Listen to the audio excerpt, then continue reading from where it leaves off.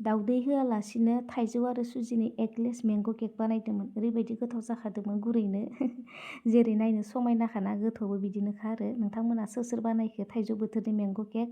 बिनि थाखाय आङो जेबो जखा लायाखै। सुजि आरो सिनिखौ एखेलगे गुरा खालामबाय आरो।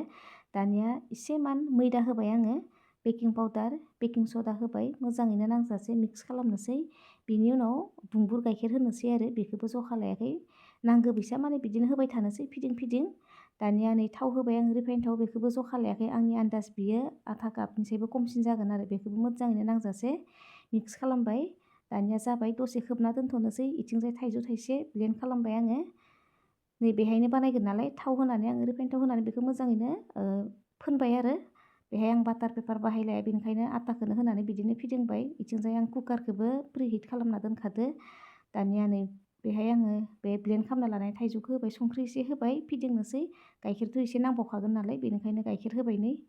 जा मोजां कालार फैखादों ना, जेन फुड कालार होनाय बायसा।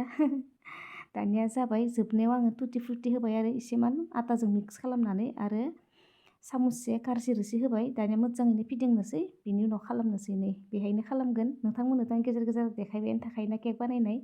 दानिया बेखौ ल' हिटआव 20 मिनिटसो दोननोसै आरो। आरामसे मोनबाय नै 20 मिनिटनि उनाव नायदो नै इमान मोजां फुलिखादो। दानिया गुसु जाबाय नालाय दिहुननोसै। सिंथिंजायबो नायदो नै खामखायाखैना, इमान मोजाङैनो फैखादो। दानिया हानोसै आरो। एकदम माने लेबु लेबु जाखादो आरो थाइजौ थाइजौ मोदोमखादो। हानानै नायनोसै सिङाव माबायसा जाखो। नै जा गुरै मोजां जाखादो ना सुजिनि केक। आं दानिया बांद्राय मैदा गोजानि केक बारा बानायला आरो। सुजिखौ जादाव जादाव माने मैदाखौ एसे एला होनाय जायो। बिराद गुरै गोथाव जाखादोंमोन। नोंथांमोना सोर सोर बानायखो?